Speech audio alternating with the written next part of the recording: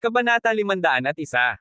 Hindi ako nagbibiro. Seryosong tumingin si Lito kay Yangtze. Kung gusto mo, tatawag na ako. Tama na. Hindi na siya matiis ni Yangtze. Sa sobrang galit niya ay tumaas at nanghins ang kanyang dibdib na napakaganda. Sa isang tabi, nakangiting sinabi ni Makmak, ang weirdo mo talaga. Masasabi mo pa ang mga ganyang salita. Miss Jiang, itong lalaking ito at ikaw. Wala akong kinalaman sa kanya. And malamig na sagot ni Yangtze. Nang marinig ito, agad na natuwa si Makmak. I knew it. Chairman Jiang, you are so beautiful. How could you fall in love with such a loser? Maya-maya pa ay may lumitaw na isa pang pamilyar na figure. Malamig na naglakad si Yao Yao at ninisyon si Yangtze. Yangtze, walang modo ka talaga.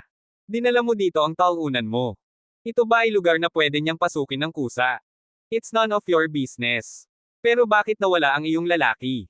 Sinalungat ni Yangtze nang may katumbas na kalupitan. Ikaw. Nanlamig ang mukha ni Yao Yao. Si Malong ay nakipaghiwalay sa kanya, at ang salarin ng lahat ng ito ay ang talunan, si Yangtze. Hinding-hindi niya sila bibitawan.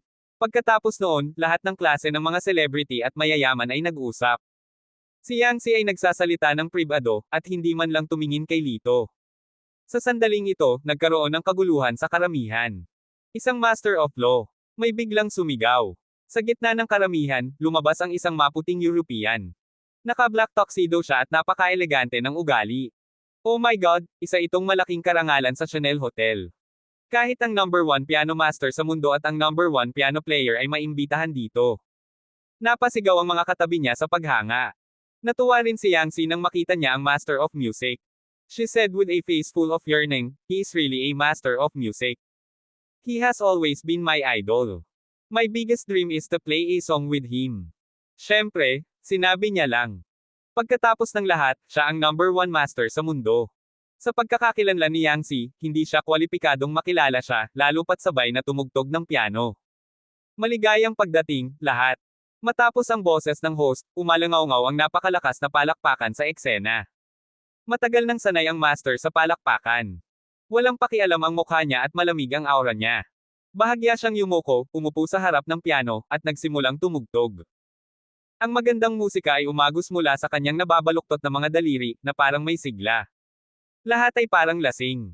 Pati ang mga hindi marunong tumugtog ng piano ay naakit. Pagkatapos ng kanta, muling napuno ng dumadagandong na palakpakan ang eksena. Maestro talaga si Master. Tuwang-tuwa si Yangtze na puno ng luha ang kanyang mga mata. Bagamat hindi niya magawang makipaglaro sa Master, napakaswerte niyang na-enjoy ng husto ang pagganap ng Master. Miss Jiang, gusto ko rin ang Master ng proyektong ito. Napakahusay niyang maglaro. Umalangaw-ngaw si Makmak. Sa sandaling ito, kinulat ni Lito ang kanyang mga labi. Ang Master ay dahan-daang tumayo, iniwas ang kanyang kalmadong mga mata sa karamihan, at sinabi sa hindi pamilyar na salita, ito ang aking bagong kanta. Gusto mo ba ito? Gusto ko. Ang ganda. Halos samamba ang karamihan. Sa sandaling ito, umiling si Lito at sinabing may pagkabigo, ano ang pinagsasabi mo? Lumalabas na ang unang Master sa mundo ay sadyang ganoon. Ang kanyang mga salita ay narinig ng isang babae sa gilid. Siya ay isang baliw na tagahanga ng isang master, kaya agad siyang nagalit. Anong sabi mo? A master is just so-so. Sino ka sa tingin mo? Ang kanyang sigaw ay agad na nakakuha ng atensyon ng lahat. Nang marinig nila na sinisiraan niya ang amo, nagalit silang lahat. Saan nanggaling ang lalaking ito? Hindi niya alam ang kalawakan ng langit at lupa. Tama. Naglakas loob ka pang sir ng isang master ng law department. Hindi mo talaga alam kung ano ang makakabuti sa iyo. Sa oras na ito, tumayo si Yao Yao at tumingin kay Yangtze na may malisyosong intensyon. Yangtze, hindi ba ito ang lalaki mo? How dare you disrespect a master? Ano? Chairman Jiang, dinala mo ba dito ang mayabang na lalaking ito? Miss Jiang, kailangan niyang humingi ng tawad ang taong ito sa master, kung hindi makonsela ang ating pagtutulungan. Ang lahat ay napuno ng galit at pinalibutan sina Yangtze at Lito. Hindi inaasahan ni Yangtze na magiging ganito ang mga bagay. Si Lito ay talagang magulo. Sino ka sa tingin mo, isang profesional na palaboy? How dare you talk big in front of a master of business? Pinandilatan niya si Lito. Mabilis na humingi ng tawad sa master. Mula sa simula hanggang sa wakas, si Lito ay kalmado sa harap ng mga akusasyon ng ibang tao. Bakit ako hihingi ng tawad? Nagsasabi ako ng totoo. Tila walang pakialam si Lito. Baka sa galit ang magandang mukha ni Yangtze. Kung hindi ka humingi ng tawad, umalis ka kaagad dito. Galit talaga siya. Si Lito ay hindi lamang mayabang kundi walang isip rin. Kung magkakaganito ang mga pangyayari, tiyak na mahihirapan siya. Tamang-tama, isang grupo ng mga tao ang hamarang sa kanilang daan at sumigaw, huwag humingi ng tawad sa master, at huwag umalis. Master. Ang mga sulok ng bibig ni Lito ay gumulong sa isang mapanuksong ngiti. To think na karapat-dapat siyang tawaging number 1 sa mundo. Pagkasabi pa lang niya nito ay natigilan ang lahat dahil halatang para sa kapakanan ng publiko ang sinasabi niya. Matitiis kaya ito ng publiko? Nagkatinginan ang lahat na nagtataka. Baliw ba ang lalaking ito? Iginala ni Yangtze ang kanyang mga mata at naisip, tapos na. Nasaktan ng Master of Law. Hindi magkakaroon ng magandang wakas si Lito ngayon. Halos tumawa ng malakas si Makmak. Hindi pa siya nagsisimula, ngunit ang taong ito ay nagkusa na gumawa ng gulo para sa kanya. Siguradong, bumagsak ang mukha ng amo. Kaibigan, napakayabang mo, pero may karapatan ka bang maging mayabang? Sa tingin mo ba mas magaling ka sa pagtugtog ng piano kaysa sa akin? Ngunit talagang tumango si Lito. I don't dare to say anything else. I'm sure mas malakas ako sayo. Pagkasabi niya noon ay nagtawanan ang lahat. Maging ang host ay napalitan ng tawa mula sa galit. So, boy, do you dare to play a song in front of everyone? Ngumiti si Lito. Bakit hindi ako maglakas loob? Pagkatapos nito, dumiretso siya sa ilalim ng mapanghamak na tingin ng lahat. Yangtze, itong talunan na dinala mo ay kayang tumugtog ng sitar. Bakit hindi ako naniniwala dito? Si Yao Yao ay sadyang sumigaw ng malakas. Napatingin ang mga katabi niya kay Yangtze at umiling. Paano makakasama ng ganitong kagandang babae ang isang lalaking tulala? Mapatla ang mukha ni Yangtze, at nakaramdam siya ng hiya. Kapag natapos na ang bagay na ito, kailangan kong paalisin kaagad si Lito sa aking bahay at mawala sa aking paningin. Sa sandaling ito, naupo na si Lito sa harap ng piano, tinatakpan ng kanyang mga kamay ang mga susi. Puno ng panunuya ang direktor, naghihintay na ipakita niya ang kanyang tunay na kulay. Malaki ang tiwala niya na kahit gaano pa siya kahusay sa paglalaro, imposibleng maabot niya ang kanyang level. Biglang tumunog ang piano, at isang natural na himig ang narinig. Halos sa isang iglap, ang mga manunood ay labis na nagulat, at isang hindi kapani-pani walang ekspresyon ang lumitaw sa kanilang mga mukha. Paano ito posible? Kabanata 502. Si Lito ay hindi tumutugtog ng anumang pyesa ng piano, ngunit ang tinugtog ng master ngayon. Hindi naiwasang mabigla ang mga manunood dahil katatapos lang niyang isulat ang kantang ito, at hindi man lang ito ipinapalam sa publiko. Ibig sabihin, isang beses lang niya itong nilero sa ngayon. Bukod dito, ang kantang ito ay napakakomplikado. Mahigit 100 beses na niya itong pinagpraktisan bago niya ito makalaro ng perpekto tulad ng dati. Gayunpaman, ang taong ito ay mahusay na nilalaro pagkatapos itong pakinggan ng isang beses. Ang ganitong uri ng memorya at pag-unawa sa musika ay higit na nalampasan siya. Hindi lang yan. Binago pa niya ang orihinal na musika, na mas maayos at masarap pakinggan. Ang mga talang ito ay tila may kakaibang kapangyarihan sa ilalim ng mga kamay ni Lito. Minsan sila ay kasing liwanag ng isang patak, at kung minsan sila ay madamdamin tulad ng isang talon. Pinadama nito ang mga tao na para silang nasa ibang mundo, at ang kanilang mga isipan ay hiwalay. Malakas pa rin ang pagmumura ng mga taong nasa ilalim ng entablado kanina, pero unti-unti, napalitan ng pagkagulat at pagkagulat ang kanilang paghamak. Sa wakas, sila ay ganap na tulala, nawala sa kanilang mga pag-iisip at nakalalasing na piano music. Nang matapos ni Lito ang pagtugtog ng kanta, tumangala siya at nakitang lahat ay tila nataman sa kanilang acupoints. Hindi sila kumikibo at natulala. Ang unang nag-react ay si Ringo. Naluluha ang matandang mata niya, nadapa siya. Ikaw. Namula ang mukha niya at sobrang excited ang ekspresyon niya. Ni hindi siya makapagsalita. Pinunasan ni Lito ang kanyang ilong at medyo hindi makapagsalita. Nagpalit lang ako ng ilang notes mo. Bakit ka ba galit na galit? Hindi. Paulit-ulit na winuwagayway ng lalaki ang kanyang kamay, kumikinang ang kanyang mga mata na para bang nakahanap siya ng bagong kontinente. Tuwang-tuwang sabi niya, I want to say, you change it so well. Napangisi si Lito. Master, sino sa amin ang mas maganda sa paningin mo? Ikaw. Syempre ikaw. Don't call me master. You're the real master. Compared with you, wala akong pinagkaiba sa batang walang alam. Pwede ko bang malaman ang pangalan mo? Lito Argel. Medyo nahiya ang direktor. Oh, Argel? I apologize for what happened just now. Hindi ko alam kung interesado ka bang sumali sa World War II ko. Sa sandaling lumabas ang mga salitang ito, ang lahat ay tila nagising mula sa isang panaginip at naging labis na inggit kay Lito. Dapat pansinin na ang pag-imbite ng maraming tao ay ganap na isang pinakamataas na karangalan sa mundo ng piano, na nangangahulugang siya ay kinilala ng pinakamataas na awtoridad. Hindi na kailangang mag-isip tungkol sa ganitong uri ng bagay. Lahat ay sasang-ayon ng walang pag-aalinlangan. Hindi ako interesado. Gayunpaman, umiling si Lito at mahinahong tumanggi. Nagkagulo ang mga tao. Maging ang presidente mismo ay nagulat at nagtatakang tumitig kay Lito. Nang mapagtanto niyang hindi nagbibiro si Lito, agad siyang nadismaya at inabot sa kanya ang isang business card. Lito, nandoon ang personal number ko. Kung magbago ang isip mo, tawagan mo ako anumang oras. Casual na kinuha ni Lito ang business card at sinulyapan ang audience. Bigla siyang may naisip at bumulong sa tenga. Haha, para sa iyo, syempre. Nagtawanan ng mga estudyante. Sa oras na ito, sa ilalim ng inggit at paghangang mga tingin ng lahat, si Lito ay lumabas ng entablado at lumapit kay Yangtze. Sa sandaling ito, tuluyang nagising si Yangtze. Ang eksena ni Lito na tumutugtog ng piano ngayon ay sobrang nakakabigla kaya nakaramdam siya ng kaunting pagkalito. Ngumiti si Lito at inilahad ang kanyang kamay sa kanya. Sundan mo ako. Bahagyang bumagal ang paghinga ni Yangtze. She subconsciously handed her hand to him and let him lead her to the stage. Miss Jiang, sinabi ni Lito na gusto mong magpatugtog ng kanta kasama siya. Nakangiting sabi ng nakahawak ng mic at umupo sa harap ng piano. Iniimbitahan niya ba ako? Pakiramdam ni Yangtze siya ay nasa panaginip. Tinitigan niya ng blanko si Lito, na marahang itulak ang kanyang baywang. Masiglang naglakad si Yangtze at umupo sa tabi ng piano. Sabay silang nagpatugtog ng kanta. Sa ilalim ng kulay champagne na liwanag, si Yangtze ay matikas, na may malabong ngiti sa kanyang magandang mukha. Ang kanyang matikas na figure ay natatakpan ng malabong gintong halo, na parang isang diyosa. Nang matapos, tuwang-tuwa siya na namula ang pisngi. Nakipagkamay sa kanya ang direktor at medyo nagbibiro, Miss Jiang, talagang bagay kayo ni Mr. Argel.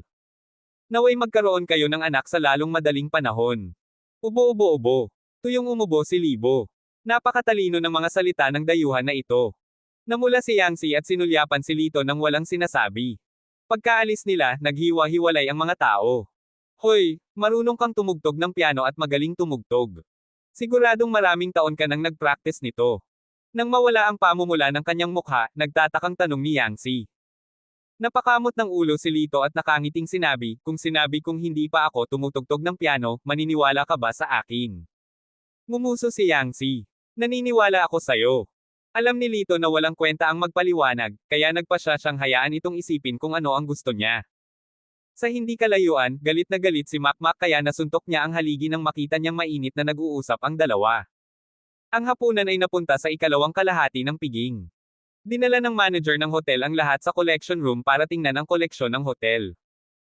Ang lahat ng mga ito ay mga gawa ng sining na binili mula sa buong mundo, kabilang ang mga oil painting, porselana, eskultura, at iba pa. Ang bawat isa sa kanila ay lubos na mahalaga. Pumili si Mrs. Garvey ng ilang koleksyon para ibenta at mock-alacom ng pondo para sa charity. Itinuro ng manager ang ilang mga bagay sa counter at ipinakilala ito sa lahat. Si Yangtze ay seryosong nag-enjoy dito. Hindi niya napansin na papalapit na si Yao Yao at pakiramdam niya ay natapilok siya. Hindi napigil ang bumagsak ang katawan niya sa gilid at tumama sa cabinet. Isang magandang asul na bote ng porselana ang nahulog sa sahig at nagkapira-piraso. Nagkunwaring nagulat si Yao Yao at sumigaw, "Oh my God, Yangtze, masyado kang pabaya para sirain ang napakamahal na bagay." Namutla ang mukha ni Yangtze dahil nakita niya ang presyong 20 milyon sa tabi ng bote. Ang taunang kita ng kanyang kumpanya ay 10 milyon lamang. Isa pa, ang pera niya ay ginamit sa pamumuhunan, kaya hindi niya kayang bayaran ang 20 milyong cash. Agad namang humakbang ang manager ng hotel at agresibong sinabi, "Miss, bayaran mo na agad." Ay! Hindi ko sinasadya. May nang trip sa akin kanina lang. Napaatras si Yangtze. Sa oras na ito, muling iniunat ni Yao Yao ang kanyang paa. Nadapa si Yangtze at bumagsak sa sahig. Diniin ng isang pares ng maselang kamay ang basag na porselana, at agad na umagos ang dugo. Miss, huwag mong gamitin ang pakulo ng biktima. Hindi tayo mawawalan ng 20 milyon, o tatawag tayo ng pulis.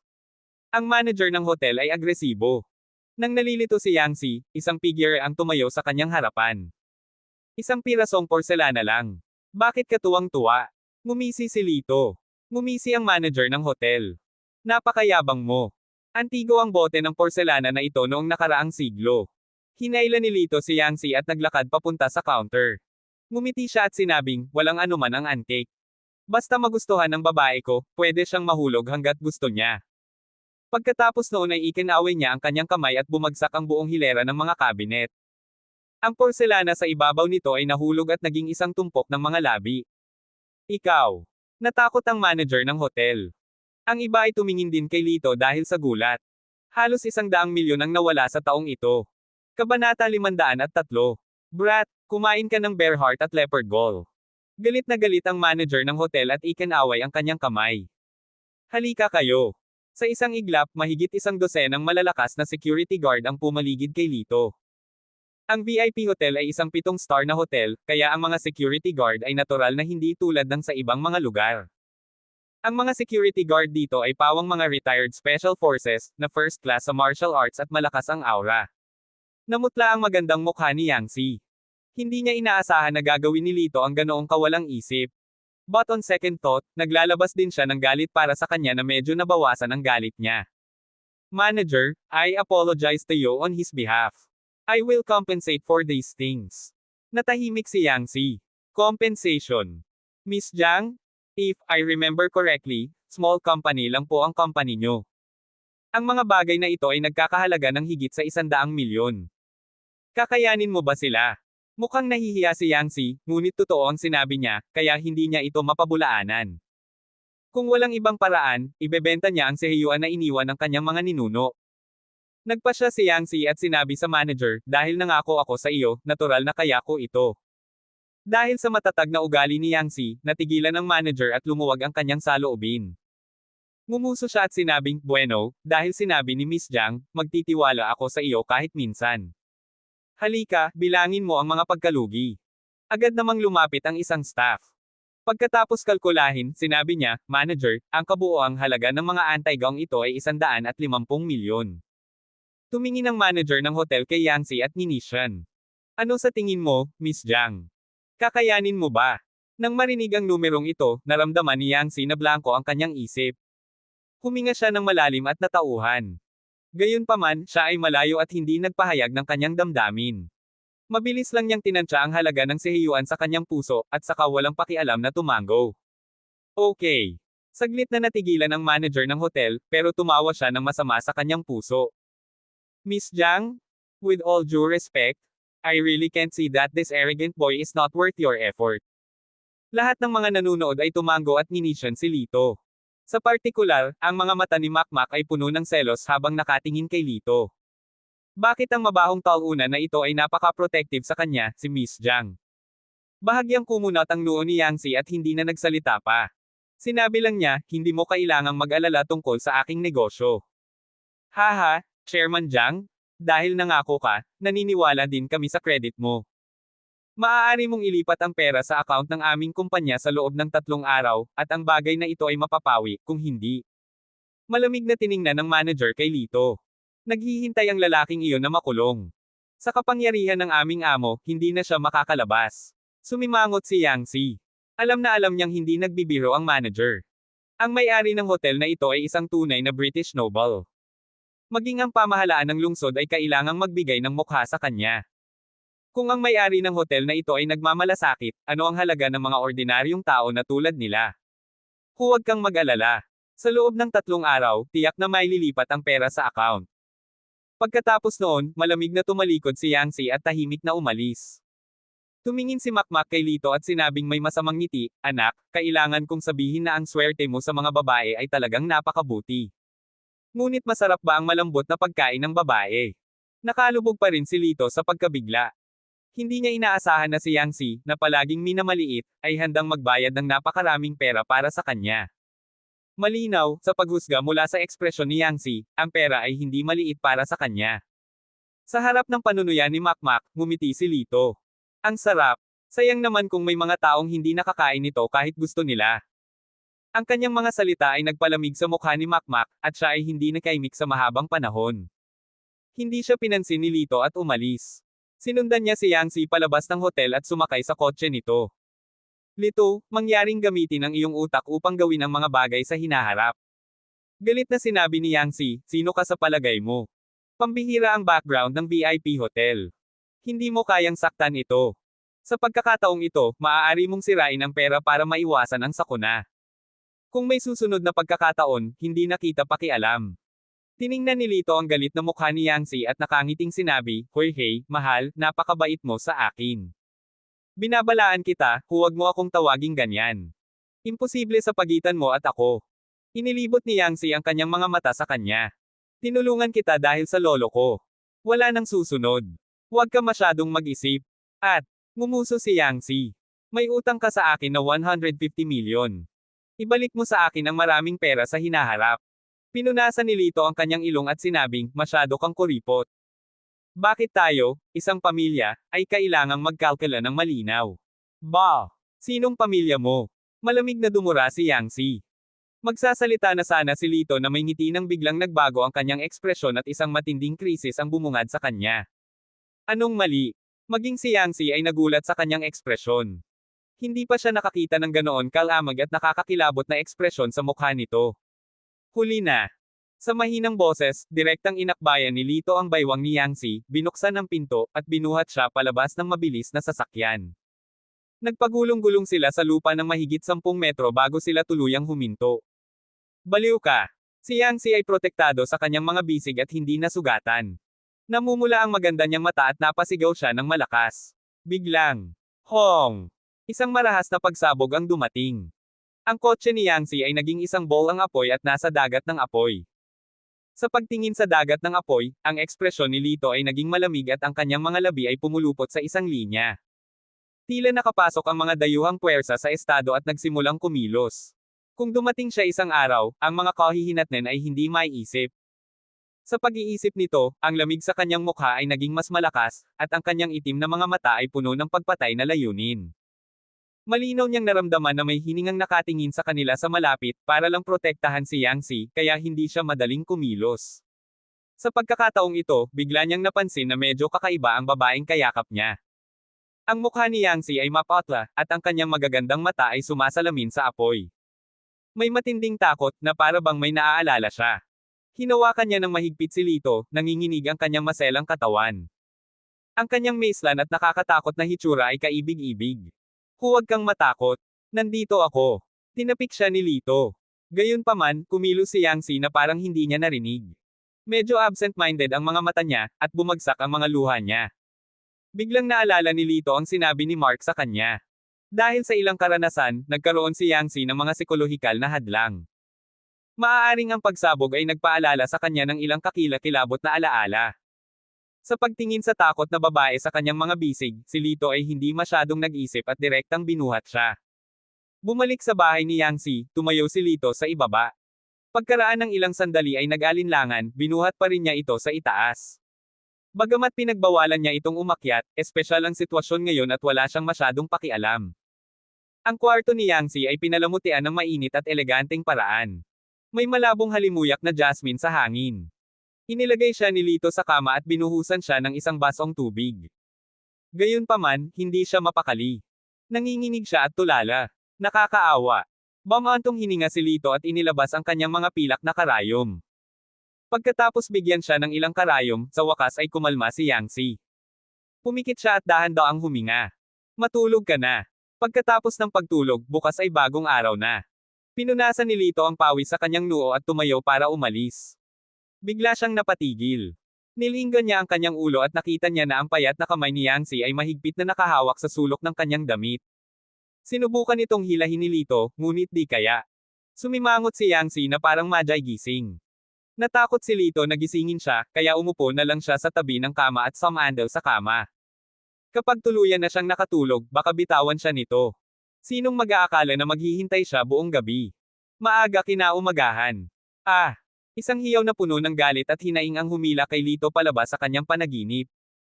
Tinatimad niyang iminulat ang kanyang mga mata. Ang nakita niya ay ang maganda at walang bahid na mukha ni Yang Si, puno ng galit at kahihiyan. Kabanata 504. Ang mukha ni Lito ay unang napuno ng kalituhan. Nanaginip ba ako? Bakit nasa kama ako ni Yangtze? Kaagad, naalala niya na kagabi, hinawakan ni Yangtze ang kanyang damit at hindi binitawan. Para hindi siya magising, napasandal siya sa kama at nakatulog ng hindi sinasadya. Sa hindi inaasahang pagkakataon, pagkatapos ng isang gabing tulog, nakatulog silang dalawa ng magkatabi. Nakaramdam si Lito ng kakaibang pakiramdam sa kanyang mga kamay. Kinurot niya, ha? Ito ay malambot at nababaluktot. Ano yon? Ang sarap sa pakiramdam. Si Yangtze ay nababaliw sa galit. Nang imulat ng lalaking ito ang kanyang mga mata at makita siya, hindi lamang siya nahiya, ngunit naglakas loob din na kurutin ang kanyang katawan. Pang! Out of nowhere, nagkaroon siya ng lakas para sipain ang tiyan ni Lito at itapon ito sa kama. Hooray! Hinimas ni Lito ang kanyang masakit na puwitan at napangiti sa sakit. Bakit ang lakas mo? Sino ka sa tingin mo? Ang lakas pa ng loob mong sabihin na palihim mo akong sinamantala habang tulog ako. Habang nagsasalita si Yangtze, namula ang kanyang mga mata. Ang kanyang inosenteng katawan, na maingat niyang iningatan, ay kinuha ng lalaking ito. Pinunasan ni Lito ang kanyang ilong at sinabing, "Hoy, pumunta ka sa punto. Hindi kita ginalaw." Talaga. Si Yangtze ay natigilan sandali, at ang kanyang mukha ay nagdududa. Pagkatapos ng lahat, ito ay isang magandang pagkakataon. Paano naman naging gentleman ang lalaking ito? Gayunpaman, maingat niyang naramdaman na walang mali sa kanyang katawan. Bagamat kulubot ang kanyang damit, maayos pa rin. Parang walang nangyaring masama. Siyempre, totoo. Ikaw ang humila ng damit ko kagabi. Kung hindi, hindi ako dito natulog. Mamulong si Lito na may inosenteng ekspresyon. Medyo napahiya si Yangtze at ngumuso. Anyway, wala kang magandang intensyon sa akin. If you dare to step into my bedroom again in the future, I will not be polite. Get out. Hindi nakaimik si Lito. Ang mga babae ay talagang hindi makatwiran. Tumayo siya at naglakad palabas na nakayuko. Sa oras na ito, ang mga mata ni Yangtze ay bumagsak sa kanyang likuran. May ilang piraso ng damit na punit-punit na nagsiwalat ng dugo. Naalala niya kagabi ng gumulong si Lito sa lupa habang nakayakap siya. Siguradong nasugatan siya sa oras na iyon. Medyo nalungkot si Yangtze. Hindi niya gustong umutang ng pabor sa iba, lalo na kay Lito. Tumigil ka. Bigla siyang bumangon sa kama. Tumigil si Lito at lumingon sa kanya na may pagkalito. Anong ginagawa mo? Habarin mo ang damit mo. May hinahanap si Yangtze sa kabinet. Sumimangot si Lito at tinakpan ng kanyang mga kamay ang kanyang dibdib. He said wearily, "Hoy, what's wrong? Ang bilis mong nagbago ng isip. I'm telling you, I'm not such a casual person. If you dare to do it, you won't be able to win my heart even if you get my people." Shut up! Nananaginip ka. Inilibot ni Yangtze ang kanyang mga mata sa kanya. Oo naman, ang isip ng lalaking ito ay puno ng maruruming ideya. Nang lumapit si Yangtze, napansin ni Lito na may hawak siyang kahon ng gamot. Parang gusto niya akong bendahan. May konsensya naman tong babaeng ito. Logically speaking, hindi siya dapat nasaktan sa sitwasyong iyon kagabi. Gayunpaman, ang sitwasyon ay masyadong apurahan na wala siyang oras na gamitin ang kanyang true chi para protektahan ang kanyang sarili. Gayunpaman, hindi siya nagkaroon ng ganoong kaliit na pinsala sa puso. Pagbalik niya, nilagyan niya ito ng gamot, at matagal nang walang bakas nito. I'm fine with this injury. Aalis na ako. Bago natapos ni Lito ang kanyang mga salita, napatigil siya ng malamig na mga mata ni Yangtze. Maghubad ka ng damit dali. Si Lito ay hindi nakaimik, ngunit siya ay medyo nahihiya. Paano ito magiging tulad ng kabaligtaran ng script? Masunurin niyang hinubad ang kanyang damit, at ang kanyang malakas na pang-itaas na katawan ay ipinakita sa harap ni Yangtze nang malapitan ng walang pag-aalinlangan. Huminto ang hininga ni Yangtze, at biglang uminit ang kanyang mukha. Yangtze? Oh? Yangtze? Bakit hindi ka napigilan? Paano ka masisiraan ng bait ng katawan ng isang lalaki? Napakagat si Yangtze sa kanyang ibabang labi, at kalahating bilog ng mapuputing ngipin ang lumitaw sa kanyang matambok na labi. Saka lang siya medyo kumalma. Kumuha siya ng cotton stick para linisin ang sugat ni Lito, at pagkatapos ay maingat na inilapat ang gamot. Sa prosesong ito, hindi maiiwasan na aksidente nilang mahawakan ang kanyang matitigas na kalamnan.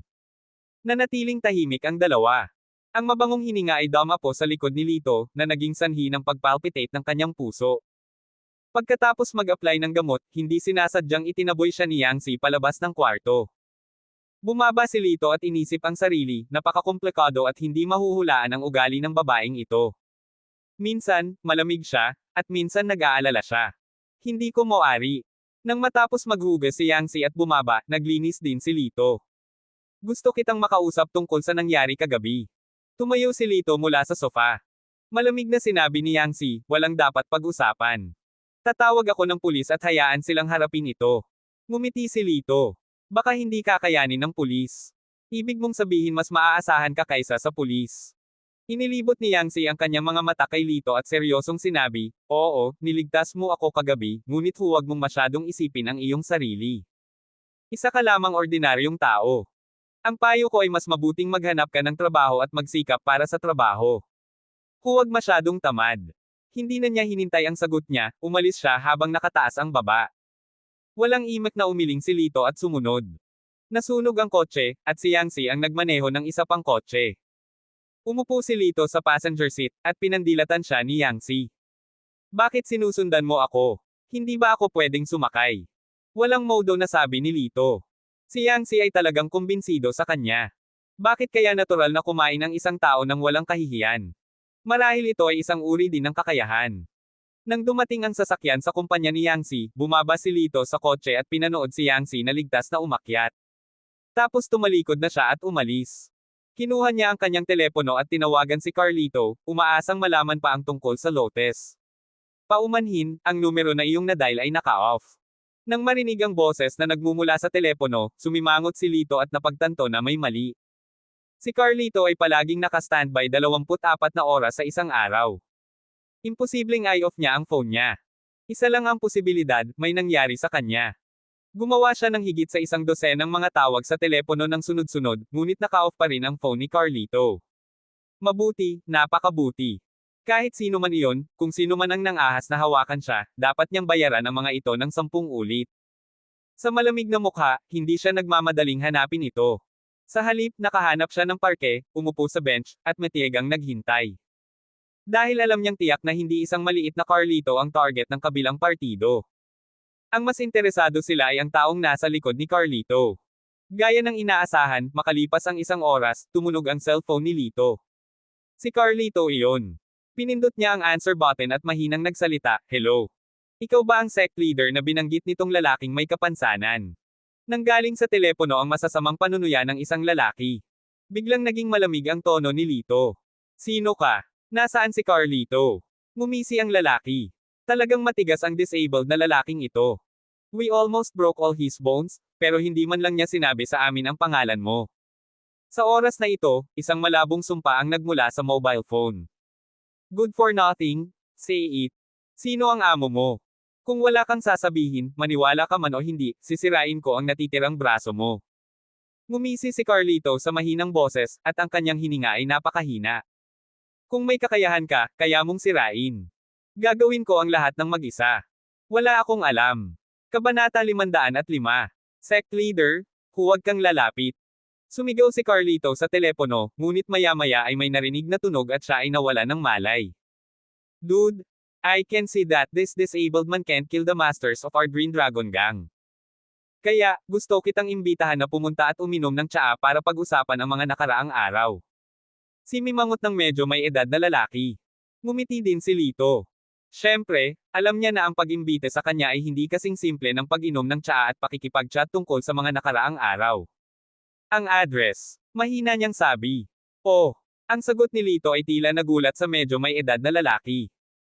Sa katunayan, hindi niya akalain na magkakaroon ng lakas ng loob si Lito na lumapit pagkatapos magsalita ng napakaraming salita. Pinipilit lang niyang magpalipis ng oras para mahanap ng kanyang mga nasasakupan ng posisyon ni Lito. Hindi ka ba natatakot? Medyo nagulat ang nasa katanghaliang lalaki sa pagiging mahinahon ni Lito. Hindi sinagot ni Lito ang kanyang tanong. Ang tanging nasabi niya, gusto ko lang sabihin na pagbabayaran mo ng 1,000 dahil sa pananakit ng isa sa aking mga tao. Ang kanyang mga salita ay nagpapasaya sa nasa katanghaliang gulang na lalaki. Hahaha sige kaibigan Green Lotus Tea House hintayin kita dito. Kung maglakas loob kang panindigan ako, hindi mo kakayanin ang kahihinatnan. Mayabang na banta ng nasa katanghaliang gulang, ngunit bago pa niya matapos ang kanyang mga salita, diretsyong ibinaba ang kabilang dulo ng telepono. Anong yabang? Sa akin dito, maaari pa akong maging sanhi ng mga walang pangalan na daga upang kumilos ng mabangis. Malamig na sigaw ng nasa katanghaliang gulang at diretsyong dinurog ang telepono. Si Master Romy Duan ang Supreme Master ng Azure Dragon Gang sa state. How dare that guy be so disrespectful? Pagdating niya, malalaman niya kung gaano kalaki ang pagkakamali niya. Ang subordinate sa tabi ni Master Duan ay direktang lumuhad at nagsabi ng labis na papuri. Guru, paano natin haharapin ang kapansanan na ito? Itinuro ng kanyang nasasakupan ang walang malay na si Carlito. Si Master Romy Duan ay tila nakatingin sa basura. Sinulyapan niya si Carlito at ikinaway ang kanyang kamay. Baliin ang mga litid at sisidlan. Walang silbi ang isang taong may kapansanan na manatili sa mundo. Makalipas ang 15 minuto, sa labas ng Green Lotus Tea House, tumapak si Lito sa batis ng Genuine Chi at dumating. Ang mga abalang lansangan ay puno ng mga tao. Ihip ng hangin lang ang naramdaman ng lahat, at hindi nila maimulat ang kanilang mga mata. Anong nangyari? Bakit may halimaw na hangin sa napakaliwanag na araw? Pinag-uusapan ito ng lahat. Hindi nila akalain na ganito pala ang bilis ng lakad ng isang tao. Nakatayo sa labas ng Green Lotus Tea House, diretsyong pumasok si Lito nang walang pag-aalinlangan. Sino ka? Pwede ka bang pumasok dito? Sabihin mo sa akin ang pangalan mo. Agad siyang pinigilan ng ilang bantay. Umalis. Malamig silang tiningnan ni Lito. Don't waste my time. Kung ayaw mong mamatay, umalis ka. Nagkatinginan ng ilang asong nagbabantay at humagalpak sa tawa. Brat, alam mo ba kung anong klaseng lugar ito? How dare you speak so arrogantly? Naturuan mo na ba ako kung paano magsalita? Ang pangungusap na ito ay direktang nakaantig sa ilalim ng linya ni Lito. Pang! Ikinumpas niya ang kanyang kamay, at biglang sumara ang mabigat na bakal na pinto sa kanyang likuran. Nang makita ang eksenang ito, bahagyang nagbago ang mga mukha ng mga nagbabantay. Napagtanto nila na ang lalaki ay hindi simple. Ikaw, sino ka? Sinong hinahanap mo? Mabilis silang umatras ng isang hakbang. Carlito. Dahan daw ang lumapit sa kanya si Lito, isang uhaw sa dugo na pagngisi na humahatak sa mga sulok ng kanyang bibig. It's you. Hindi ko akalain na ang sect leader na binanggit ng lalaking may kapansanan ay isang brat na hindi man lang tumubo kahit isang hibla ng buhok.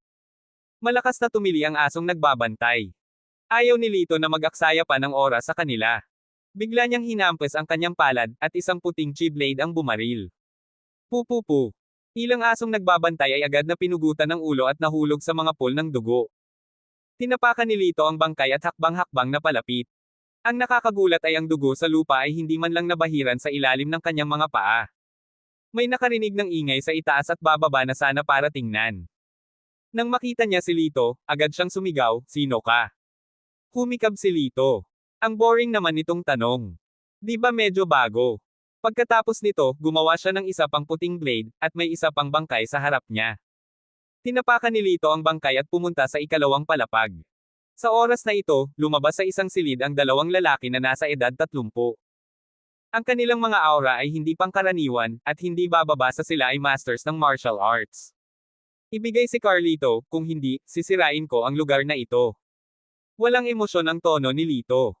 Napatingin ang dalawang nasa katanghaliang gulang na lalaki sa bangkay sa ilalim ng mga paa ni Lito at agad na naging malamig ang kanilang mga ekspresyon. Hindi sila nang ahas na padalos-dalos na humakbang pasulong. Boy, ito ang headquarters ng Green Dragon Gang sa Capital City.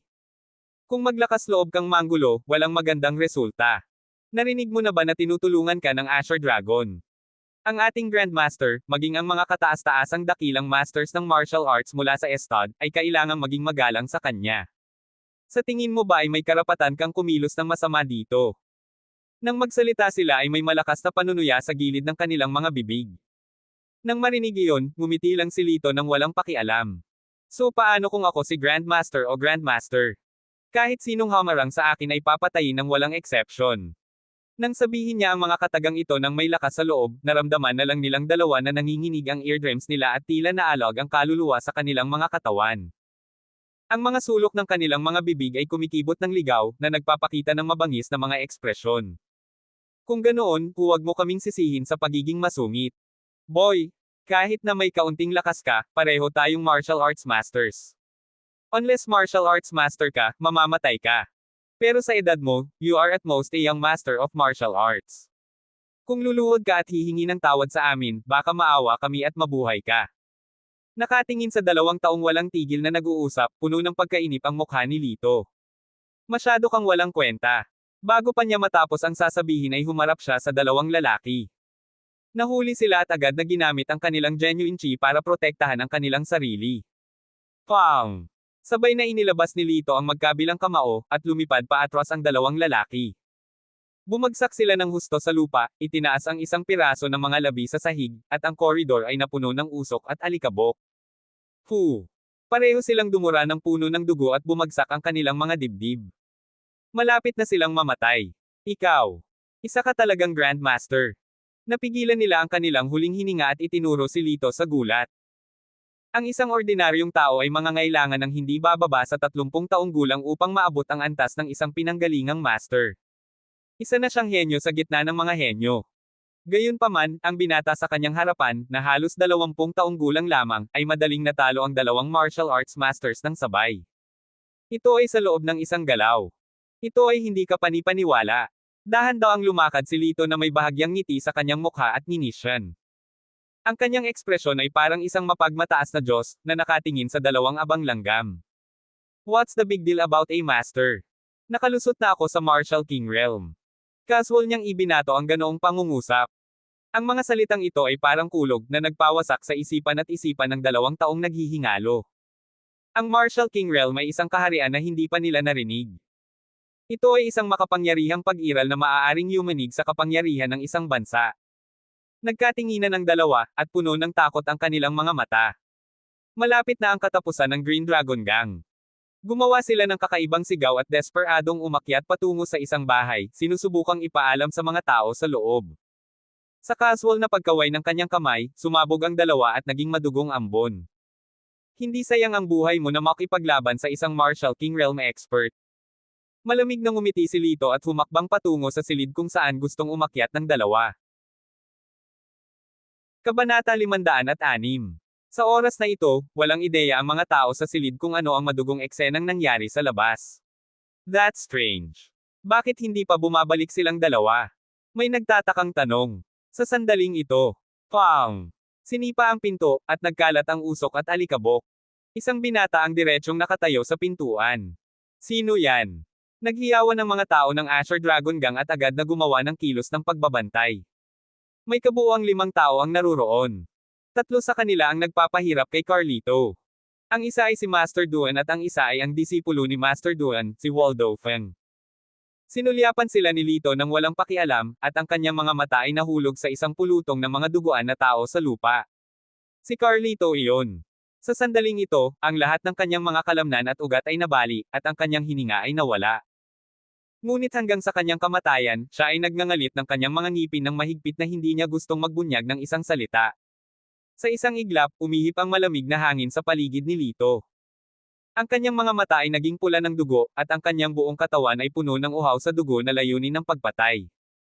Sa ilalim ng napakalaking nakamamatay na aura, maliban kina Master Duan at Waldo, ang iba pang 3 tao ay mapotla, at sila ay bumagsak sa lupa at nahimatay.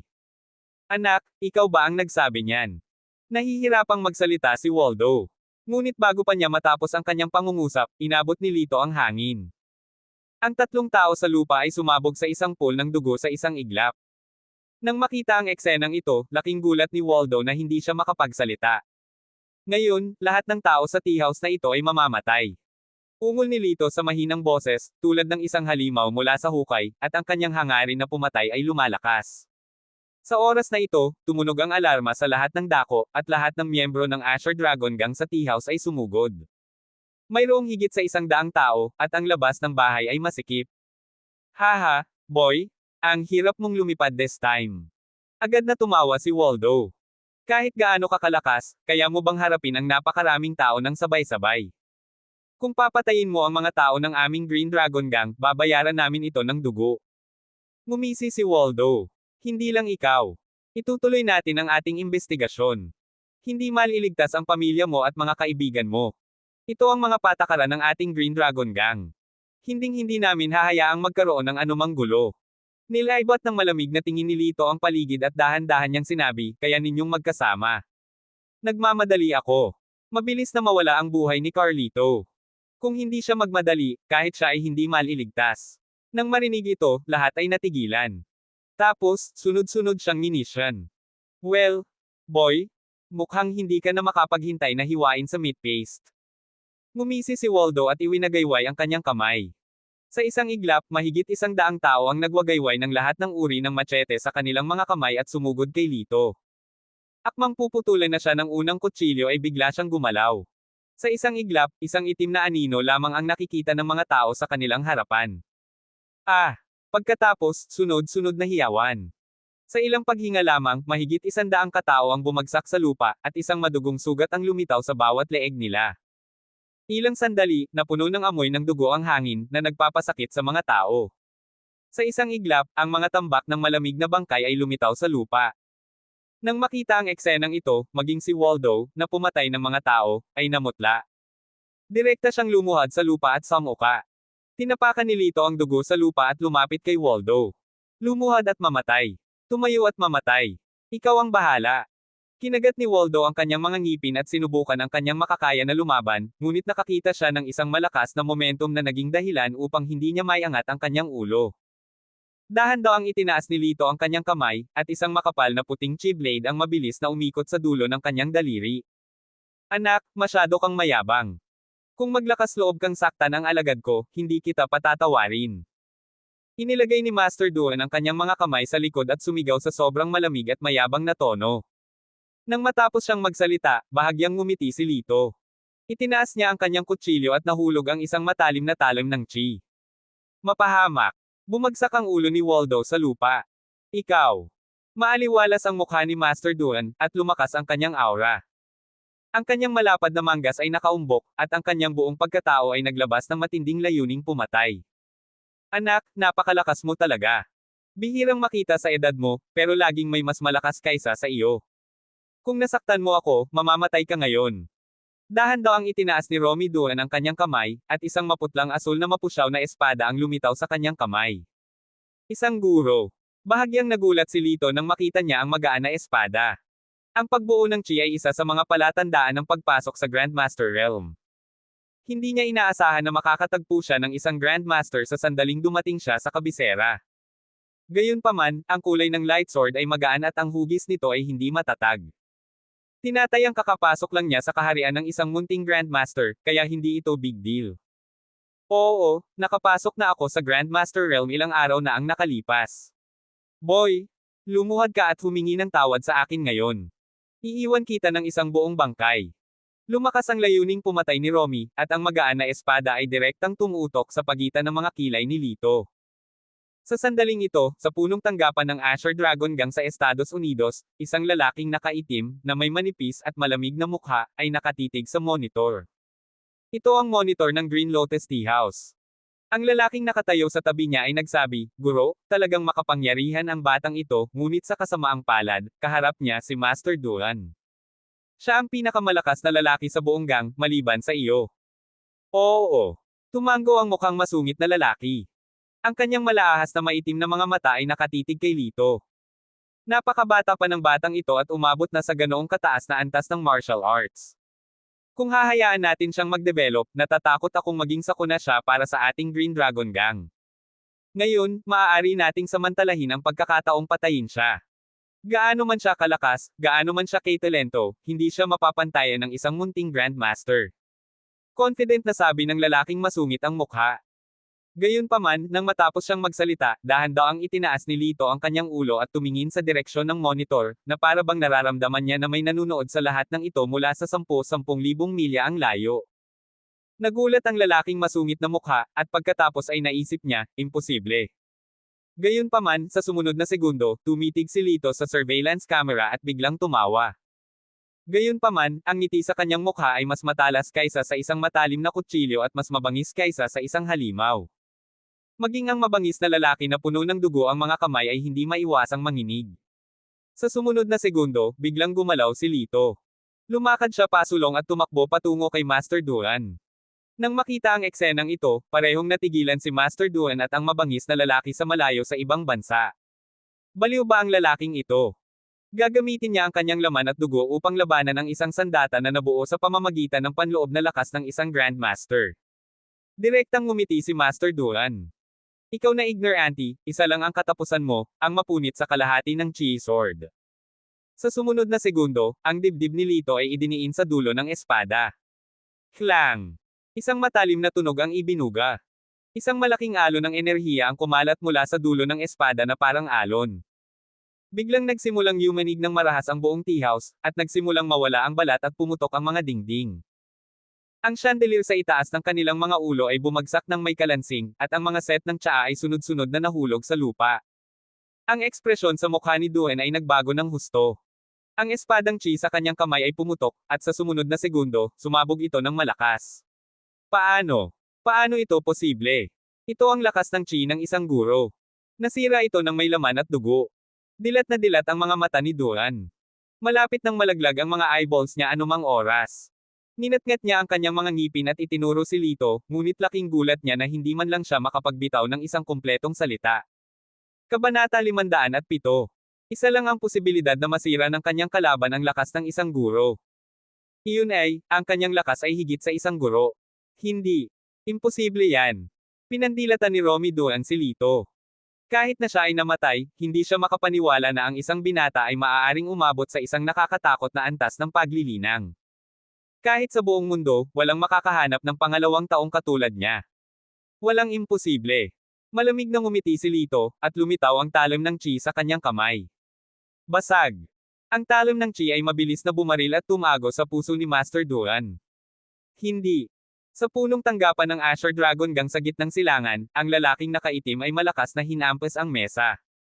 How dare he kill the elder of the Asher Dragon Gang? Go and find out who he is. Gusto ko siyang patayin. Marami sa kanyang mga nasasakupan ang nanginginig sa takot. Hindi nila nakita ang guro na sobrang galit na galit sa loob ng maraming taon. Oo. Agad na nagkalat ang lahat na parang mga ibon at hayop. Sinulyapan ng amoy ng dugo sa silid, hindi tumigil si Lito. Binuhat niya si Carlito at naglakad palayo. Sa pamamagitan ng isang kaway ng kanyang kamay, sinunog ng isang halimaw na apoy ang buong Green Lotus Tea House. Sa isang abandonadong pabrika, inilabas ni Lito ang ginseng elf mula sa somero ring, kinurot ang 3 ugat ng ginseng, at inilagay sa bibig ni Carlito. Kasabay nito, pinatakbo niya ang kanyang genuine chi at inilagay ang kamay sa likod ni Carlito. Isang tuloy-tuloy na daloy ng purong genuine chi ang pumasok sa katawan ni Carlito. Makalipas ang isang oras, dahan-dahang binuksan ni Carlito ang kanyang mga mata. Buhay pa ako.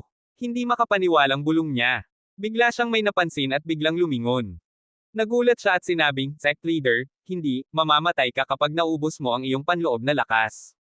Matapos gumaling ang kanyang mga sugat sa loob ng isang oras, ang mukha ni Lito ay namumutla na at ang kanyang buong katawan ay basang-basa sa pawis.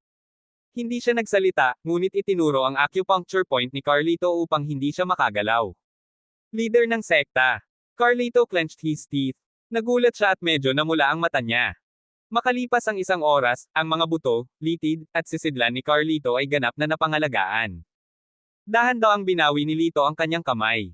Tumayo siya at pasuray-suray na may mapait na ngiti sa kanyang puso. Si Carlito ay patay na. Ang pagliligtas sa kanya ay itinuring na lumalaban sa langit. Nakakonsumo siya ng maraming tunay na chi ni Lito. Malamang na magtatagal siya para makarecover. Matapos buksan ang acupoint ni Carlito, si Lito ang unang nagsalita bago makapagsalita si Carlito. You don't have to thank me. You are a member of my school, and you are my brother.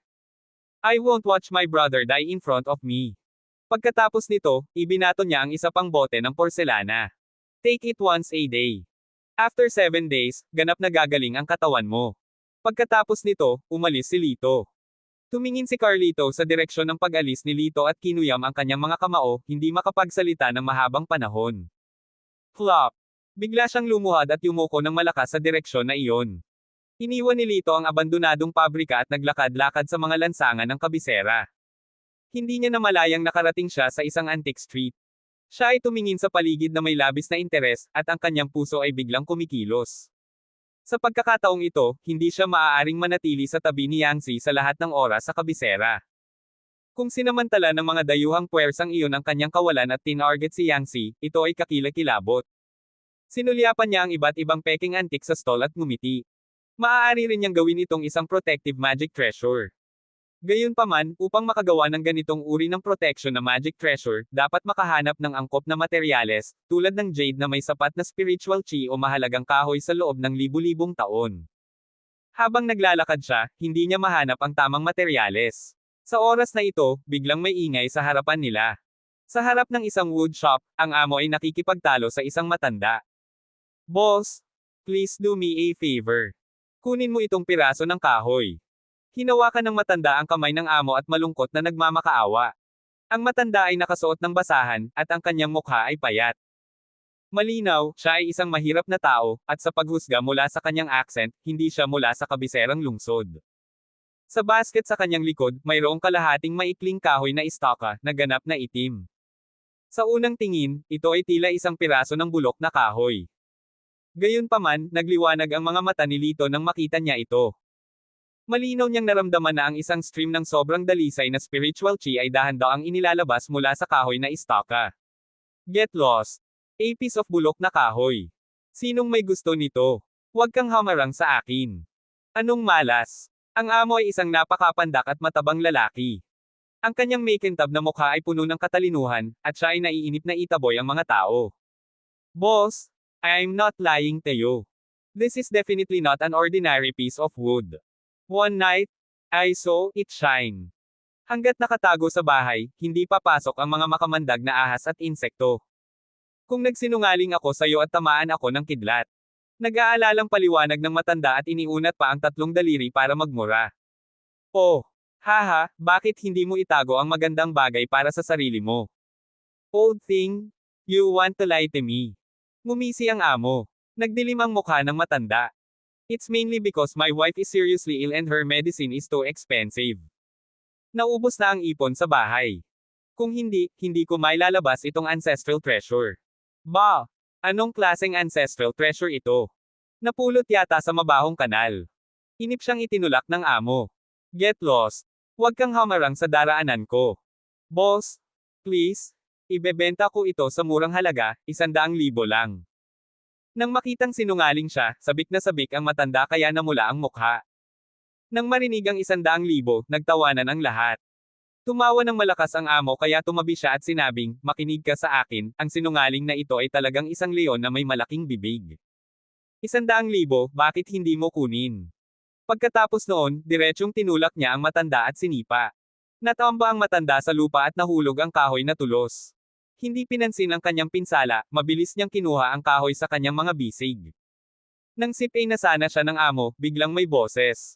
Tumigil ka. Ang malutong at malambing na boses ng isang dalaga. Isang binata at isang babae ang lumabas sa crowd. Ang babaeng nagsalita. Why are you doing this? Kahit hindi ka bumili, hindi mo naman kailangang manakit ng tao, di ba?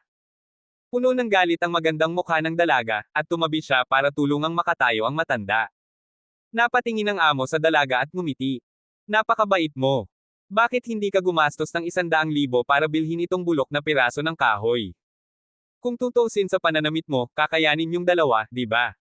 Nanlamig ang mukha ng dalaga at hindi ito nagsalita. Maganda nga ang background ng pamilya niya, pero gumastos siya ng 100,000 para makabili ng sirang kahoy. Hindi ba't walang isip iyon? Kahit na pakiramdam niya ay hindi patas, ayaw niyang gumastos ng napakaraming pera. Nang makitang hindi nagsasalita ang dalaga, diretsyong ngumiti ang amo. Namula ang dalaga at nakaramdam ng inip, handa nang umalis. Bibili ako nitong piraso ng kahoy. Sa oras na ito, isa pang boses ang tumunog, ngunit ito ay si Lito. Nagkagulo ang mga tao at tumingin sa gilid. Nang marinig ito, puno ng saya ang mukha ng matanda. Tuwang-tuwang sabi niya, Kuya, willing ka ba talagang bilhin ito? Humakbang si Lito at tetango na sana nang tumikim ang boss sa tabi niya at sinabing, Anak, makakakuha ka ba ng 100,000 para sa lahat ng mura mong damit? Tapos, nagkunwari siyang naliwanagan. Oh, I see. Nagtutulungan kayo. Nakikipagtulungan ka sa matandang ito. Nang marinig ang mga salita ng amo, ang lahat ay tila biglang naunawaan at tumingin kay Lito ng may panghahamak. Dalawang manloloko yan. Tumawag ng pulis at arestuhin sila. Masyadong tamad si Lito na magpaliwanag sa kanila. Tinanong niya ang matanda, gusto mo ba ng cash o transfer ng pera? Nang marinig ang mga salita ng amo, ang matanda ay nagkaroon din ng ilang pagdududa kay Lito. Mabilis niyang sinabi, cash lang ang gusto ko. Tumanggo si Lito. Sandali lang. Tumalikod siya at umalis, naglakad sa isang bakanteng eskinita. Sinungaling ba talaga siya? Kumunat ang noo ng dalaga at sinabing. That goes without saying. Ano sa tingin mo ang suot niya? Paano siya kukuha ng 100,000 kung gusto niya? Napabuntong hininga ang katabi niyang lalaki. Makalipas ang mga 5 minuto, hindi pa bumabalik si Lito. Matanda, inaasar ka yata ng batang ito. Huwag ka nang maghintay. Sabi ng may-ari ng woodshop. Sa sandaling ito, bumalik si Lito na may dalang itim na plastic bag sa kanyang kamay. Inabot niya ang plastic bag sa matanda. Ito ay 100,000. Maaari mong bilangin ito. Sa ilalim ng kaina hinalang tingin ng lahat, binuksan ng matanda ang plastic bag at isang salansa ng mga papel ang lumitaw sa harap ng lahat. Kabanata 508. Nakakakuha talaga ang lalaking ito ng 100,000. Napasigaw ang lahat sa gulat. Sigurado ang matanda na lahat sila ay totoong pera. Sa takot na babalikan ni Lito ang kanyang sinabi, agad niyang ibinigay ang piraso ng kahoy kay Lito at umalis dala ang plastic bag. Binuhat ni Lito ang kahoy at aalis na sana nang pigilan siya ng may-ari ng woodshop. Little brother, interesado ka bang pumunta sa tindahan ko? Kakakuha ko lang ng isang batch ng yellow pear. Sabi ng amo na may kasamang ngiti. Sa kanyang opinyon, napakadaling lokohin ang batang ito mula sa ibang bansa. Ang isang piraso ng bulok na kahoy ay maaaring ibenta sa halagang 100,000. Paano niya ito hinayaan ng ganoon kadali? Siyempre, alam ni Lito ang iniisip ng kanyang amo. Sinulyapan niya ang tindahan at nakitang peke ang lahat. Ngumiti siya at sadyang nagpakita ng simple at nakakalokong ngiti. I came from the countryside with 100,000 in my pocket. It's all spent. If you are willing to give me a piece of wood, I can accept it. Nang marinig niyang wala siyang pera, biglang nagdilim ang mukha ng amo. Ibigay mo. Mangarap ka. Ngumuso siya at bumalik sa tindahan. Habang nagkakawatak-watik ang mga tao, pinulot ni Lito ang piraso ng kahoy at naghanda upang maghanap ng lugar para gumawa ng mga proteksyong kayamanan ng mahika. Hoy! Sandali! Sa pagkakataong ito, lumabas ang dalaga at pinigilan siya. Anong meron? Kumunat ang noo ni Lito. Tumigil sandali ang dalaga at medyo nagulat sa reaksyon ni Lito. Siya ay napakaganda, ganap na nasa antas ng kagandahan, at ang kanyang figure ay hubog din. Kadalasan, kapag nakita siya ng isang lalaki, gusto niyang pasayahin siya o purihin siya. Ngunit ang hitsura sa mukha ni Lito ngayon ay halatang naiinip. Dahil dito, hindi siya komportable. Ganito kasi. Ang pangalan ko ay Shanshan Zhu. Sa sinabi mo kanina, galing ka sa ibang bansa. Dapat nandito ka para maghanap ng trabaho, di ba? Tumingin si Shanshan kay Lito. Hindi mapakali si Lito na makipag-usap sa kanya ng walang kaparerekon. Tumango siya at sinabing, oo. Maaari akong magpakilala ng trabaho sa iyo, ngunit gusto ko munang magtanong tungkol sa iyong karanasan sa pag-aaral. Si Shanshan ay lubhang hindi komportable sa saloobin ni Lito at pinigilan ang kanyang galit. Nadama ni Lito na ito ay kakaiba, ngunit ito ay dahil din sa mabuting kalooban. Matiig ang sinabi niya, nagtapos ako ng elementarya. Ano? Napasigaw si Shanshan sa gulat, tiningnan si Lito pataas at pababa, at pagkatapos ay umiling ng may panghihinayang. Ang lalaking ito ay mukhang medyo maislan at maganda. Sayang nga lang at hindi siya marunong magbasa. Well, kulang sa warehouse manager ang warehouse ng company ko. He asks for higher education degree. Bagamat medyo mababa ang education level mo, I can just inform the other side, and the salary will be 30,500. Mayabang na sabi ni Shanshan. Pagkatapos noon, hinintay niyang magpasalamat si Lito. Gayunpaman, itinaas ni Lito ang isang kilay at umiling. Hindi ako pupunta. Tinatanggihan mo ako. Medyo nabigla si Shanshan at galit na sinabi, alam mo ba na sa iyong background sa akademya, maaari ka lang pumunta sa construction site para maglipat ng mga brick sa pinakamaraming bagay. Sinadya kong tulungan ka dahil napakalaking tulong mo ngayon. Hindi ko kailangan ng tulong mo. Umiling si Lito at aalis na sana. Tumigil ka. Galit na galit si Shanshan kaya pinigilan niya muli. Bakit ayaw mong pumunta? May dahilan ba? Malamig na ngumiti si Lito. Ang trabahong ito ay hindi angkop sa akin. Haha, as a graduate of primary school, you are not qualified to be so picky. Gusto mo bang maging boss? Umiling si Shanshan at medyo nadismaya kay Lito.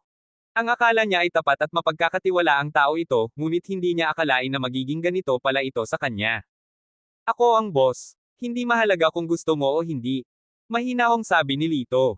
Marami siyang kumpanya at mga proyekto sa real estate sa ilalim ng kanyang kontrol, ngunit hindi niya sinabi kahit kanino tungkol dito.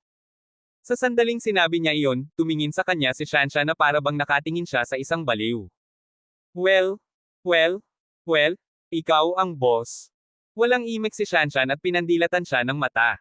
Shanshan, I think this guy has a wishful thinking disorder. Don't waste time with him. Ang binata na kasama ni Shanshan ay tumingin kay Lito ng may paghamak. Boldog Pang ang pangalan niya. Siya ang tagahanga ni Shanshan at ang young master ng pamilya Pang. Siya ay layaw na mula noong siya ay bata.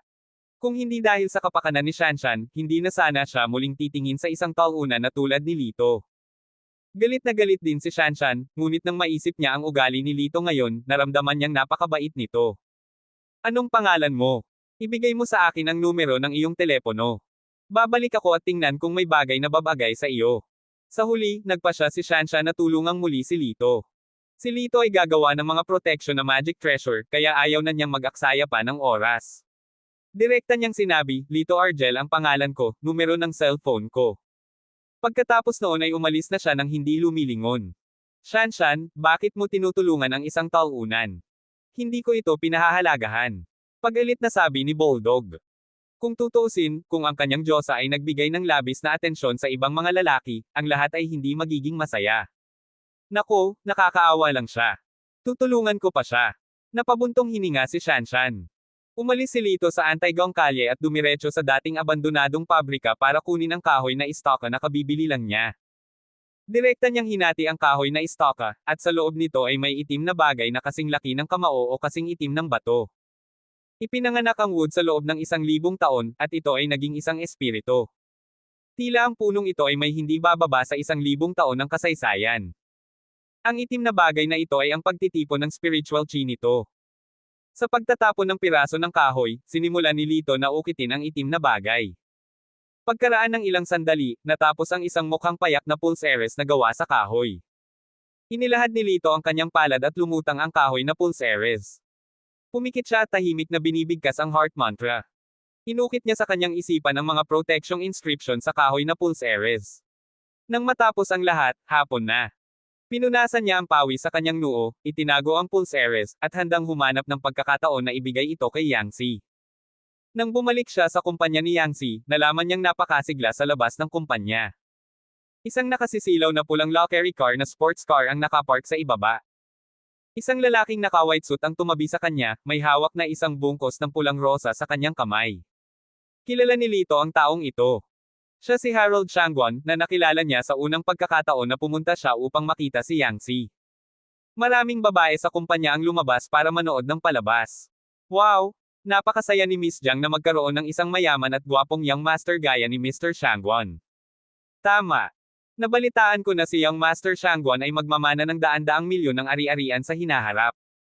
Para siyang mamahaling sasakyan ng isang lalaki. Ang kanyang mga salita ay nagpalakas ng loob kay Harold. Huminga siya ng malalim at sumigaw, Yangtze, I love you.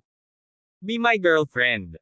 Pagkasabi pa lang niya nun, tuwang-tuwa ang mga babaeng nahuhumaling sa kanya. Sumigaw lang siya ng higit sa 10 beses, ngunit hindi niya nakita si Yangtze na bumaba. Medyo nababalisa si Harold at sumigaw, Yangtze, kung hindi ka bumaba para makita ako, sisigaw ako ng ganito. Muling tumili ang dalaga, napaka-persegido ni young Master Shangguan. Ang gwapo niya. Walang utak. Sa sandaling ito, ibinuka ni Lito, na nakatayo sa isang tabi, ang kanyang bibig. Napalingon si Harold at agad na nagdilim ang mukha. Anong sinabi mo, brat? Sumando si Lito sa isang puno habang nasa bulsa ang mga kamay. He said casually, sabi ko wala kang utak. What's wrong? May hinahabol akong babae. Paano ako magiging walang utak? Kawawa kang talunan, lumayas ka. Napaungol si Harold. Tumawa si Lito. Hindi ka ba nahihiya na ipakita ang pagmamahal mo sa babae ko sa harap ko? Kabanata 509. Ang babae mo, how dare you talk big? Wala kang karapatang dilaan ang sapatos ni Yangtze. Galit na umungol si Harold. Ngumiti si Lito. Hehe, kung hindi ka naniniwala sa akin, tanungin mo siya kung kailan siya dumating. Nagyayabang ka. Si Harold ay hindi naniniwala kay Lito. Sa sandaling ito, sa wakas ay lumitaw si Yangtze. Katatapos lang ng meeting niya at paalis na sana siya sa trabaho nang makita niya ang napakasiglang eksena sa labas. Mabilis na itinulak ni Harold si Lito, lumakad pasulong na may dalang mga rosas, at sinabing, Yangtze, mahal kita. Hindi man lang siya nilinga ni Yangtze. She just said lightly, Mr. Shangguan, you'd better go back. I'm not interested in you. Ngayon, nakasuot siya ng pink na damit na may manipis na tela, na lubos na nagpapakita ng kanyang malahalimaw na figure. Nakasuot siya ng isang pares ng sapatos na may mataas na takong, pinaikot ang kanyang maliit na baywang at gumagawa ng isang hakbang na parang pusa, na partikular na kaakit-akit. Si Harold ay tumingin ng malalim sa kanya, at ang kanyang mga mata ay puno ng pagnanasa. Buti sana kung maidiin niya ito sa ilalim ng katawan niya at paglaruan. Yangtze, hindi mo ba talaga ako bibigyan ng mukha? Nagdilim ang mukha ni Harold. Sikat din ang pamilya Shangguan sa kabisera. Deserve mo yun, di ba? Oo, napakayaman ng pamilya Shangguan. Lumingon si Yangtze at ngumiti, ngunit walang init sa kanyang mga mata. Pero wala akong pakialam. Pagkatapos noon ay dahan-dahan siyang umalis. Ahem, mahal kong asawa, hindi mo ba ako nakita?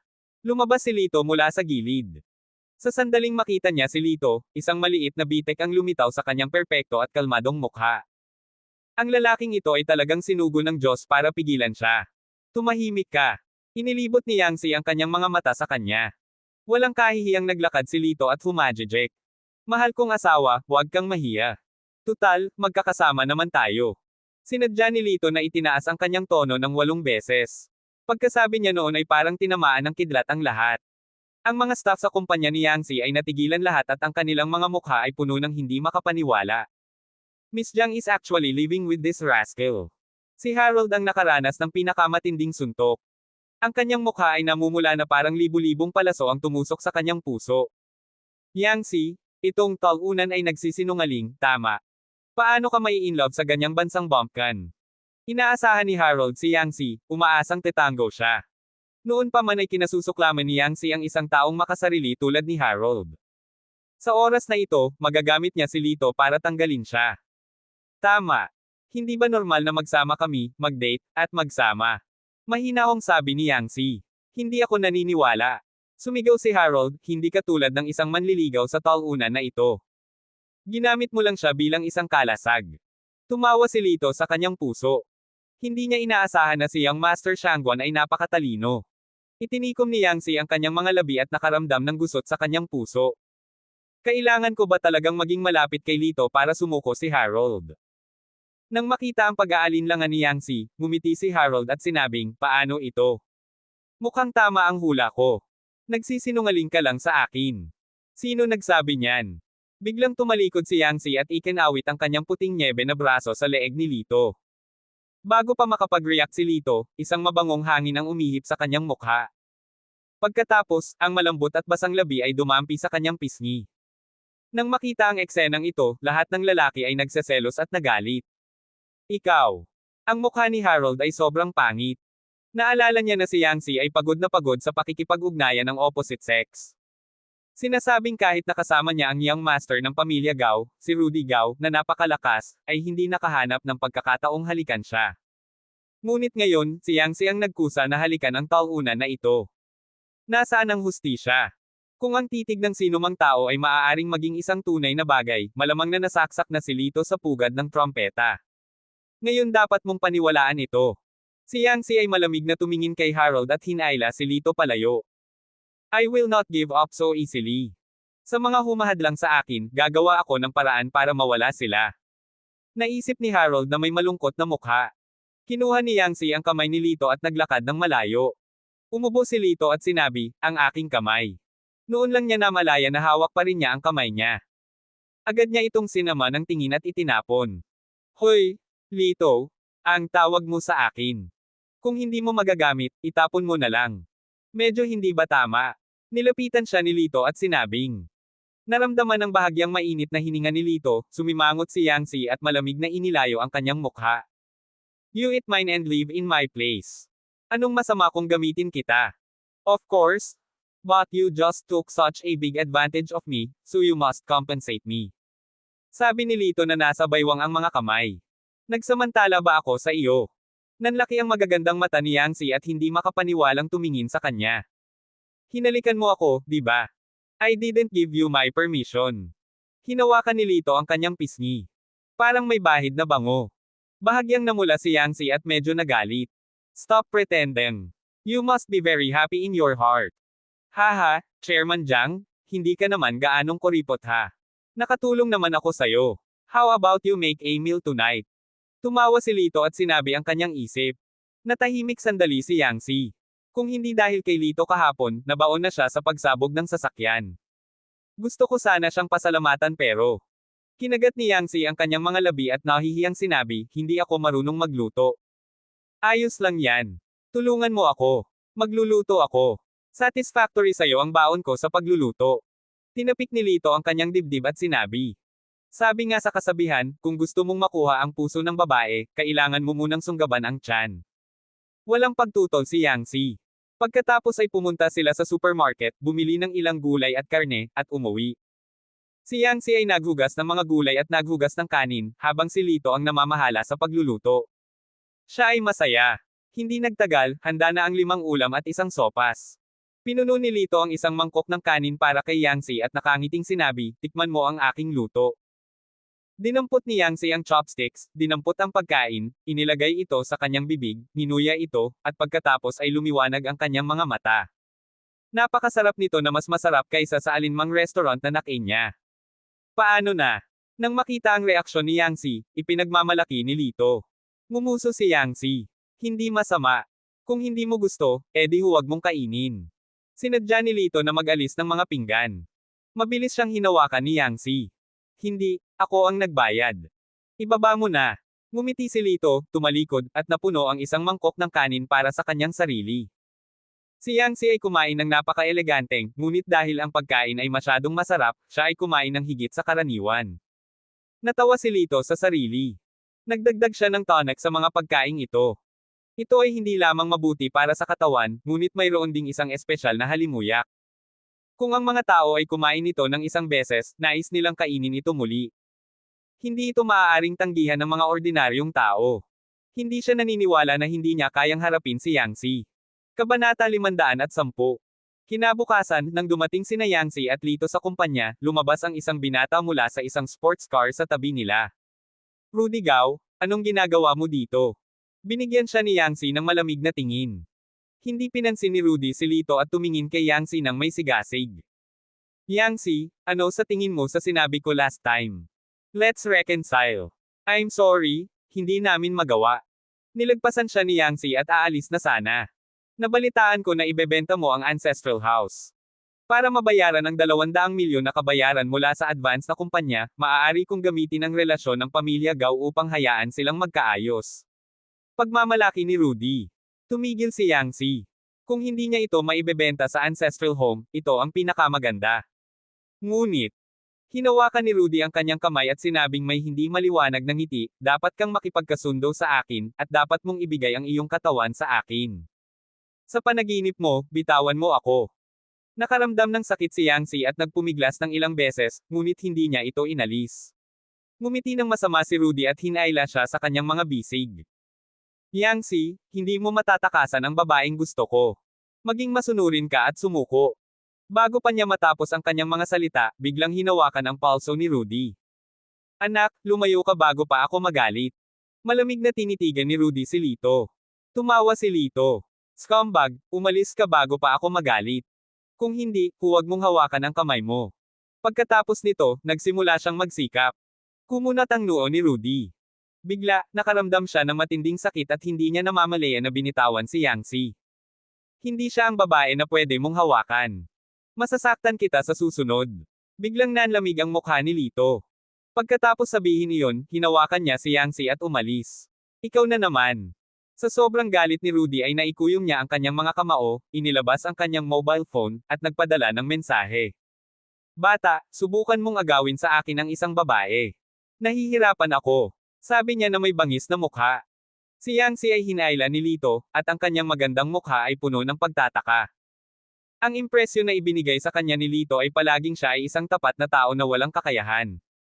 Hindi niya inaasahan na magiging ganoong lalaki ito. Naramdaman ang kanyang maliit na kamay na nakabalot sa kanyang mainit na malaking kamay, bahagyang namula ang mukha ni Yangsi at nagpumiglas siya. Hayaan mo na. Saglit na natigilan si Lito. Nang makita niyang hawak pa rin nito ang malambot nitong maliit na kamay ay mabilis siyang binitawan nito. Yung lalaking Rudy, ikaw at siya. Medyo na-curious si Lito. Bahagyang nagbago ang mukha ni Yangsi, at lumabo ang kanyang mga mata. It's none of your business. You can go now. Habang nagsasalita ay pumasok siya sa opisina at padubog na isinara ang pinto. Naging kulay abo ang ilong ni Lito. Kinapa niya ang kanyang ilong at bumantong hininga. Mukhang maraming problema sa emosyon ang babaeng ito. Naglakad siya sa isang bakanteng sulok, kinuha ang kanyang cellphone, at tumawag. Maya-maya, kinuha ang phone. Mr. Argel, bakit gusto mo akong tawagan? May bakas ng pagkagulat sa boses ni Mrs. Garvey. Sa sandaling marinig niya ang gumagalaw na boses na ito, naalala ni Lito ang walang hangganang kaluwalhatian na nakita niya nang panaasan niya ang marka ng itim na kontrata para sa kanya noong araw na iyon. Ahem, may problema ako sayo. Mabilis na inalis ni Lito ang takot sa kanyang puso at tuyong umubo. Mr. Argel, huwag kang masyadong magalang. Kung may sasabihin ka, sabihin mo lang. Hindi ako tatanggi kung kaya ko. Sana ay may iligtas mo ang kabayaran ni Yang si Jiang. Tungkol naman sa pera, maaari mong ibawas ito sa aking mga dibidendo, sabi ni Lito. Walang pag-aalinlangan, nakangiting sabi ni Mrs. Garvey, ilang bote na lang. Dahil nagsalita na si Mr. Argel, natural na wala kang pananagutan. Iniligtas mo ang buhay ng anak ko. Wala itong 200 milyon. Sa pakikinig sa casual na pagpapaliwanag ni Mrs. Garvey ng 200 milyon, hindi napigilan ni Lito na mapabuntong hininga sa kanyang puso. Anong masamang mangkukulam? Nga pala, ngayon ang 3 buwang selebrasyon ng Special National Public Security Bureau. Ikaw ang major shareholder ng hotel at dadalo sa handaan ngayong gabi. Sa nakakaakit na boses, sabi ni Mrs. Garvey. Sa sandaling makuha niya ang bargain, direktang tumango si Lito. Sige, pupunta ako. Pagkatapos ibaba ang telepono, tumayo si Lito at handa nang lumabas. Uy, birthday ni President Jiang ngayon. Magdaraos ba tayo ng birthday party para sa kanya? Napadaan si Lito sa ilang empleyado na nagbubulungan at nakikinig sa kanilang usapan. Tumaas ang isang kilay ni Lito. So birthday niya ngayon. Umalis siya sa kumpanya. Pagdating na pagkababa niya ay bigla siyang huminto at nakaramdam ng mamamatay tao na aura. Sa malakas na tunog ng mga gulong na humahampas sa lupa, isang truck na walang plaka ang sumugod at agad na lumapit sa kanya. Kung ito ay isang ordinaryong tao, maaari silang mamatay sa ilalim ng mga gulong sa susunod na segundo. Pang! Nagkaroon ng malakas na ingay. Sa driver's seat ng truck, ngumisi ang driver at agad na tumalikod para magmaneho. Pagdating niya sa isang malayong parking lot, kinuha ng driver ang kanyang mobile phone at nagdial ng numero. Kumusta, kuya, nalutas na ang problema. Good. Magaling. Gagantimpalaan kita. Sa kabilang banda, isang malakas na tawa ng isang lalaki ang dumating. Nang marinig ang gantimpala, ang driver ng truck ay nagpakita ng isang labis na sakam ng ngiti. Biglang may sumulpot na figure sa harapan niya. Anong nangyayari? Natigilan siya at mabilis na kinusot ang mga mata. Sa sumunod na segundo, dahan-daang naglakad ang isang lalaki patungo sa truck. Nang makitang malinaw ang mukha ng lalaki, biglang lumiit ang mga mata ng driver. Hindi ba't siya ang lalaking pinatay niya? Ghost! Ghost! Hindi nag-iisip, pinaandar ng driver ang sasakyan at mabilis na tinumbok si Lito. Tumayo si Lito, itinaas ang kanyang kamao, at sinuntok ang tuktok ng sasakyan. Hung! Sa isang malakas na kalabog, napilitang huminto ang sasakyan. Dahil masyadong malakas ang resistensya, tumagilid ng mataas ang kalahating likuran ng sasakyan. Nabasag ang windshield at tumalon si Lito dito, hinaila ang driver pababa na parang patay na aso. Ah! Multo! Multo! Bawat kawalan ng katarungan ay may sariling may-ari. Ginagawa ko lang ang trabaho ko.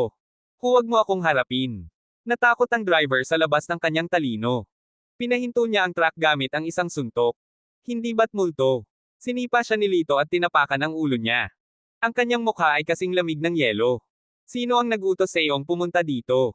Ito ay malinaw na isang pagpatay na nakadirekta sa kanya. Si Kuya Dino. Subordinate niya ako. Hiniling sa akin ni Kuya Dino na gumawa ng paraan para mapatay ka ng hindi sinasadya. Sinabi ng driver ang totoo ng walang pag-aalinlangan. Hindi ko maalala kung sino ang kilala ko. Sino ang nasa likod niya? Malamig na tanong ni Lito. Hindi ko alam. I'm just a nobody. Paano ko malalaman ang mga bagay na iyon? Master, please let me go. Takot na pagmamakaawa ng driver. Saan ko mahahanap si Kuya Dino? Ang lakas ng mga paa ni Lito ay mas malakas pa. Pakiramdam ng driver ay sisubog na ang kanyang ulo. Sa sobrang takot niya ay nanginig ang kanyang mga paa at ang mabahong bagay ay tumilapon sa lupa. Sa bar, sa fourth ring. Nightcat bar. Doon siya madalas tumuloy. Nang matanggap ang sagot na gusto niya, malamig na ngumiti si Lito. Buti naman, pwede ka nang magpatuloy. Pagkatapos nun, sinipa niya. Basag. Parang pakwan ang ulo ng driver. Sa sandaling ito, isang kakaibang ringtone ang tumunog mula sa truck. Natagpuan ni Lito ang kanyang telepono at nalaman na ang tumatawag ay walang iba kundi si Brother Dino. Pinindot niya ang answer button at isang galit na sumpa ang lumabas sa loob. What's going on? Wala namang masama sa lugar na iyon, at hindi patay ang lalaking iyon. Bahagyang ngumiti si Lito. Haha, syempre hindi siya namatay. Natigilan si Kuya Dino. Sino ka? Nasaan si Dado? Dado. Do you mean the dead dog under my feet? Kung sino ako, malalaman mo na. Matapos sabihin iyon ng malamig, itinapon ni Lito ang kanyang telepono at itinapon ang lahat ng mga bagay sa apoy.